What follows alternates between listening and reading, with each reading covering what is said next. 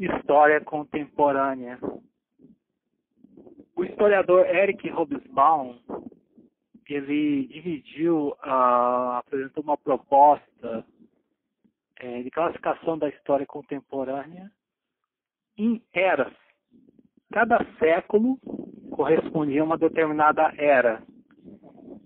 A era das revoluções foi o século XVIII, com a Revolução Industrial e com a Revolução Francesa. A era dos impérios foi o século XIX, justamente com o Império Napoleônico, podemos dizer assim, foi a Guerra Europeia, né, justamente o século XIX, né, que nós podemos destacar todas as repercussões que ocorreram depois da Revolução Francesa, justamente por causa dos impactos que ocorreram das mudanças políticas. E o Império Britânico, né, justamente que se consolidou, a Inglaterra como uma grande potência aí do século XIX, com os seus investimentos, não apenas na sua atividade comercial, principalmente colonial, aliás, o seu Império Colonial, juntamente com os franceses, né, no sentido da França da segunda potência, os Estados Unidos também se consolidando aí como a potência que vai dominar a partir do final da Segunda Guerra Mundial. O Império Alemão também, que de certa forma se consolida, unificação alemã, justamente com o Reino da Prússia se torna um Império Alemão. Então nós temos o século XIX como a era dos impérios. E, finalmente, o historiador Eric Hobsbawm, aí, já no final da sua carreira, no final da sua vida acadêmica, aí ele consolida a era dos extremos com o século XX, o breve século XX, no sentido de breve, né, no sentido da história, como que justamente a tendência da humanidade, no sentido da história, de que em poucos anos nós podemos ter vários acontecimentos, justamente bem diferente daquele contexto que nós tínhamos até o século XVIII, né, no caso, né, que tinham alguns fatos históricos que ocorriam a cada 50 anos, né, de certa forma, a cada 100 anos. A Idade Média e a Idade das Trevas, que quase não tinha nenhuma mudança nas estruturas, praticamente não tinha nem fato histórico, apenas as guerras, né, que ocorriam na Idade Média eram alguns fatos históricos. Então, nós temos uma tendência, né, forte aí de nós termos uma redução do tempo, né, no sentido dessas intensidades, dessas mudanças, dessas transformações sociais, políticas, econômicas que fazem parte dos rumos da história. Então nós vamos falar a respeito do século XIX, né, justamente contexto da era dos impérios. Então nós vamos falar primeiramente a respeito de Napoleão, sentido Império Napoleônico.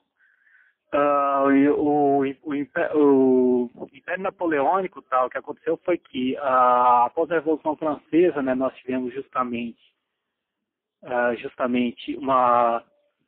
o período do diretório, e o que aconteceu? Os revolucionários franceses eles instituíram os princípios da república, os princípios da democracia, no sentido dos direitos dos cidadãos franceses, mas é claro que a burguesia francesa ela precisava de um aparato militar, vamos dizer assim, para conquistar territórios, sendo que a terra é uma das mercadorias, é um dos recursos, conquista de terra, conquista de recursos naturais principalmente, conquista muitas vezes de mercados, principalmente, e então o bélico, o militar, vamos dizer assim, ele passa a fazer parte de uma tendência política, né? No caso, então os revolucionários franceses eles precisavam dar força para o exército francês, no caso, e o que aconteceu foi no sentido de que um pouco parecido, de certa forma, vamos dizer assim, com a República e com o Império Romanos, assim, a República Romana e o Império Romano. Os senadores romanos eles deram muita força por um político chamado cônsul, tá? E aí depois esse cônsul se torna imperador por causa da dependência que os senadores e que a política romana tinha do exército romano. Algo um pouco parecido se tornou na França, tá? No sentido de que o Napoleão, então, era um militar que tinha suas habilidades, sem dúvida, ele tinha conquistas assim, de batalhas, principalmente, e no caso ele garantiu um prestígio muito grande até se tornar, então, imperador da França, né, no sentido de que ele acaba, então, consolidando aí a ideia da grande França, né, no sentido de que a França precisava garantir um domínio territorial, um domínio colonial, mas principalmente no sentido de que os franceses eles tinham uma ideia, uma concepção de que eles precisavam vencer os reis absolutistas na Europa para consolidar a república, para consolidar o domínio do liberalismo econômico, no sentido de que também, de certa forma, sim, eles eram perseguidos, os revolucionários franceses eram perseguidos pelo imperador da Áustria, pelo rei da Prússia, pelo czar russo, e também, de certa forma, pela Inglaterra, que não aceitava que tinha uma segunda potência que poderia impedir o seu domínio, e também pelo rei da Espanha, também, sem dúvida, no sentido de que dessas monarquias europeias. Então, o que aconteceu foi que o Napoleão, então, quando ele tem as suas primeiras investidas, ele consegue vencer as suas investidas, os seus domínios. A sua maior conquista foi ter vencido a Espanha. Ele passa, então, o poder para o seu irmão, né, a coroa espanhola para o seu irmão. E aí o que aconteceu foi que Napoleão, então, ele domina boa parte da Europa Central, porque a Europa Central ainda não tinha a unificação nem alemã e nem italiana. Então o que acontece é que tinha uns domínios distribuídos de alguns ducados pelo Reino da Prússia, principalmente, e o norte da Itália, da atual Itália, né, no caso, tá, ele era um conjunto de pequenos reinos, tá, que ainda vinham da época do Sacro Império Romano Germânico. Então o que acontece é que Napoleão ele vence o Sacro Império Romano Germânico, no sentido de que ele funda então a Confederação do Reno, tá, tem o Rio Reno, tá, aí faz aí o seu vale na parte ocidental da Alemanha, né, então no caso. E então o que acontece? Nós temos justamente essa expansão napoleônica para o centro da Europa. Tá? O que aconteceu? Realmente, tá, o Napoleão ele não tinha chance, apesar de todo o seu aparato militar, tá, ele não tinha chance contra os ingleses. A Inglaterra já tinha um exército muito forte, muito consolidado no século XIX, início do século XIX, e ela já era potência marítima, tá? A Inglaterra já era a rainha dos mares por volta já assim do ano de 1800. E o que aconteceu? Nós podemos sim citar o exemplo de que Dom João VI, tá, aliado dos ingleses, tá, ele teve medo de Napoleão, tá, então é claro, ele tem o seu exílio para o Brasil. Nós temos toda a história brasileira, essa questão desse exílio da família real portuguesa para o Brasil, para o Rio de Janeiro. Então o que acontece é que tem esse fato muito importante para a história do Brasil. E o que aconteceu foi que Napoleão ele implantou o bloqueio continental. O bloqueio continental, o que foi o bloqueio continental? Napoleão ele tentou impedir que os navios comerciais ingleses entrassem na Europa. Então, nos domínios territoriais que ele já havia conquistado no continente europeu, da boa parte já da atual Holanda, Bélgica, a boa parte da Alemanha, principalmente, a Espanha, né, no caso, e boa parte da Itália, a maior parte da Itália. Então ele bloqueou praticamente a boa parte do continente europeu, com exceção dos países nórdicos, com exceção do reino da Suécia, né, no caso, praticamente, que não tinha uma expressão econômica, vamos dizer assim, para os ingleses, e a Rússia, que não comprava quase nada também dos ingleses, tá? Então, praticamente assim, ele impediu que os ingleses vendessem as suas mercadorias na Europa. Isso daí, sem dúvida, foi um acordo de guerra, foi um pedido de guerra para os ingleses. Então, os ingleses eles passaram a investir, a apoiar as potências europeias, principalmente por procuração, vamos dizer assim, principalmente mandando armamento, mandando soldados, e não, sendo que Napoleão não conseguiu invadir a Grã-Bretanha, né, no caso. Ele não invadiu a Grã-Bretanha, que seria a burrice dele, né, de certa forma, sim, de tentar invadir a Grã-Bretanha, ele não tinha a mínima chance, né, no caso. E aí foi o que aconteceu. Por que Napoleão foi derrotado? Pela primeira vez, nós temos duas grandes derrotas. Ele, né, no caso, atravessa boa parte como ele já estava já na parte central da Europa, ele invade a Rússia. A Rússia, tá, o czar russo, tá, naquela época, ele quase não tinha assim, um exército consolidado, ele tinha poucos soldados. Só que o que aconteceu? Os russos eles utilizaram a chamada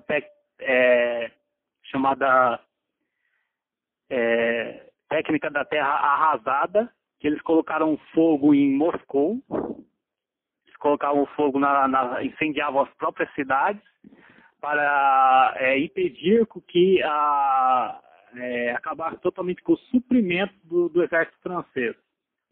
E aí o que acontece? Acabando com os suprimentos, os soldados não tendo o que comer, principalmente a parte da alimentação deles, e o que aconteceu foi que o grande vencedor foi o inverno russo, principalmente, tá? Então os russos eles acabavam vencendo os franceses com muita facilidade no inverno, principalmente. Sem dúvida, a potência do exército russo, principalmente no sentido do seu inverno, principalmente, que são treinados no inverno rigoroso deles, eles já são naturalmente adaptados, tá, a esse inverno rigoroso. E o que acontece, né, justamente, de que, quando o Napoleão ele volta para o meio da Europa, ele é preso, né, no caso, pela Inglaterra, né, no caso, e a Inglaterra manda ele para a pior prisão do mundo na época, o lugar mais isolado do mundo, que é a ilha de Santa Helena, no meio do Oceano Atlântico. A ilha de Santa Helena fica bem no meio do Oceano Atlântico, era impossível o Napoleão escapar, mas a história comprovou que ele conseguiu escapar. Ele conseguiu, inclusive tem alguns filmes, tá, que apresentam esse fato que ele conseguiu escapar, ele conseguiu meter aí um chaveco nos guardas da ilha de Santa Helena, e ele conseguiu ter um apoio dos próprios franceses que foram para a ilha de Santa Helena. Eles conseguiram ficar escondidinhos nas falésias da ilha, né, no caso. Ele conseguiu escapar, ele volta para a Europa. E aí a pior notícia que os caras já tinham, porque eles já falavam assim, Napoleão já estava preso, já estava de boa para eles. Aí não, aí o que aconteceu foi que o Napoleão ele consegue, de certa forma, reorganizar o exército dele, mas mesmo assim ele é derrotado em Waterloo. Até hoje tem algumas piadinhas lá, que o pessoal, quando venceu a guerra dele, tem algumas piadinhas que alguns soldados franceses foram estuprados, tá? Tem algumas piadinhas assim que o pessoal do mundo ocidental fez, derrotando realmente Napoleão pela segunda vez. Ele é morto, tá? As potências precisaram assassinar realmente Napoleão, porque senão ele ia continuar nessa tática dele, desse algoz dele, né, no sentido de sempre conseguir elaborar um outro plano, um terceiro plano, sempre conseguir burlar as coisas, tá? Se ele fosse preso novamente, ele ia talvez escapar novamente, que ele conseguiu fugir da pior prisão do mundo, né, no caso, a prisão mais isolada. Com a morte de Napoleão, tá? Os reis absolutistas da Europa, eles dão novamente o poder para o rei espanhol, né? Sem dúvida, consolida. O rei da Prússia passa a ter mais prestígio, principalmente aí a partir de Bismarck, que tem a unificação alemã, a formação do Império Alemão, a partir desse aparato militar que foi proposto pela Prússia, para ter essas investidas contra Napoleão, garantiu um exército alemão forte que depois vai se tornar justamente o exército da Primeira Guerra Mundial, depois com Hitler com a Segunda Guerra Mundial. Então, praticamente foi uma tendência dos alemães de realmente terem realmente esse aparato bélico para se defender de Napoleão. Eles acabaram, então, investindo principalmente na parte bélica deles, com o embrião, o Reino da Prússia, que depois se torna, então, aí o Império Alemão. Império Austríaco, tá? Império Austríaco se consolida principalmente na Europa Oriental, os Balcãs praticamente são todo dominado pela Áustria, principalmente essa consolidação. Então os três impérios, né, no caso o Império Alemão, o Império Austríaco e o Império Russo, eles setorizam, né, no caso eles fragmentam as suas fronteiras na Europa oriental, garantindo aí a supremacia dessas potências, desses absolutistas. E então, finalizando nosso raciocínio, né, no caso da explicação, é de que os franceses implantam novamente o Luís XVIII, sobrinho do rei decapitado, o Luís XVI, então Luís XVIII, que era tio inclusive do nosso Conde Deu, que se casou com a princesa Isabel, né, no caso. E o que aconteceu foi justamente que depois, do rei burguês, Luís XVIII, eles tem uma outra revolução em 1838 para justamente implantar a Segunda República Francesa, que ela existe até hoje, né, no caso. Os franceses depois, novamente, eles fazem uma outra revolução, né, no caso, né, para depor novamente esse rei e acabar justamente com esse negócio das potências absolutistas do Império Austríaco, principalmente pôr o dedo na política francesa. Então isso daí termina, né, definitivamente no século XIX. No século XIX, o que acontece de muito importante na Europa, além de Napoleão, né, no caso, além dos conflitos que ocorreram por causa de Napoleão. A supremacia da Inglaterra, né, o Império do Sol que não se põe, né, nós podemos destacar o Império do Sol que não se põe, a Inglaterra ela passa a ser a maior potência, né, no mundo, né, no caso, a Rainha Vitória, ela consolida essa supremacia inglesa, essa supremacia britânica, né, no caso. Os seus domínios territoriais vai desde o Canadá, né, no caso, que foi tomado dos franceses, até a Austrália, até Nova Zelândia, que é o novíssimo mundo, né, no caso, aí no domínio até do Pacífico, né, no caso. Então, praticamente, domina a Índia, né, no caso. A Índia, né, toda a Índia é dominada pelos britânicos, até o sul da China, né, inclusive a região do Tibete, até o Everest foi dominado aí pela Inglaterra. Tá? Uma questão assim, de domínio no mundo. E de certa forma o que acontece? A Inglaterra, né, como ela teve essa dominação, essa supremacia de superpotência do século XIX, ela fez um acordo com as outras potências europeias para que, de certa forma, alguns territórios que não eram tão consolidados, não tinham tantas riquezas naturais, tinham poucas riquezas naturais, pudesse ser compartilhado um pouco com os franceses, os próprios franceses, tá? que era a segunda potência, né, vamos dizer assim, e de certa forma já os Estados Unidos já estavam tomando, tá, esse lugar, principalmente dos franceses, já, os Estados Unidos já no volta em 1850 já se consolida como uma segunda potência, né, mundial, vamos dizer assim, com a sua expansão na América do Norte, tá, o domínio do Pacífico, né, no caso, já, e aí o que aconteceu foi justamente que tem a partir da África, 1850, tá? Na partir da África tem, então a maior parte do território africano é fragmentada e é dominado Inglaterra e França. O Império Alemão ele tem aí ele tem esse pedaço territorial sem dúvida na África. Portugal teve aí fez parte dessa partilha, né, justamente por causa, né, dos domínios que ele tinha desde a época das grandes navegações, desde o século XVI, tá? Ele já tinha aí possessões, né, em Angola, Moçambique, né? E o que aconteceu foi que a Bélgica, né, no caso, que foi na verdade foi um país criado para diminuir a força dos franceses, tá? Os belgas conseguiram estar independentes dos franceses, com a derrota de Napoleão, principalmente. Então, as potências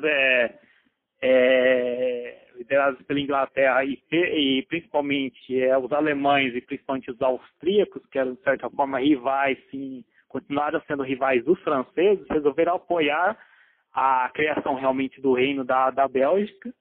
E aí a Bélgica, então, ela tem aí o temido aí rei Leopoldo II, né, no caso, tá, e que ele matou muita gente na África, achava que o Congo era como se fosse uma propriedade pessoal dele, a extração de marfim, principalmente, escravidão severa realmente dos povos da África, no caso do Congo belga, tá, o exemplo aí no caso do neocolonialismo, assim, vamos dizer assim, de realmente que eles exterminaram realmente os africanos, tá, no sentido de escravidão mesmo, que os europeus implantaram, criaram ideologias, que depois, posteriormente, o século XX, até a primeira metade do século XX, essa ideologia que eles criaram, que eles eram superiores a essas nações, a esses povos que eles conquistaram no neocolonialismo. Depois, posteriormente, virou o arianismo, virou o nazismo posteriormente. Tá? Isso daí traz essa consolidação. Nós já vamos ressaltar aqui que algumas colônias na África, principalmente, que os alemães e os italianos conseguiram, tá? A Itália não conseguiu necessariamente ter uma partilha fazer parte da partilha da África, porque ela não havia se unificado ainda em 1850.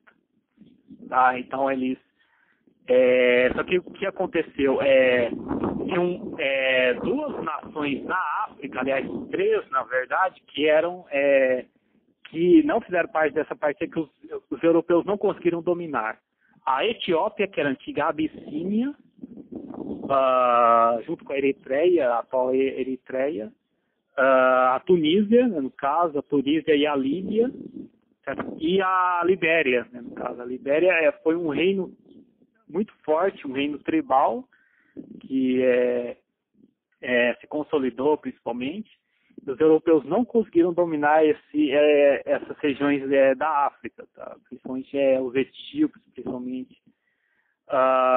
Inclusive, porque no caso, né, por exemplo, nós estamos falando da Líbia e da Tunísia, que era do deserto do Saara, não compensava ficar fazendo várias investidas para dominar esses territórios, porque praticamente não tinha nenhuma riqueza natural, não tinha nem carvão, nem diamante, nem ouro, nem petróleo, né, no caso.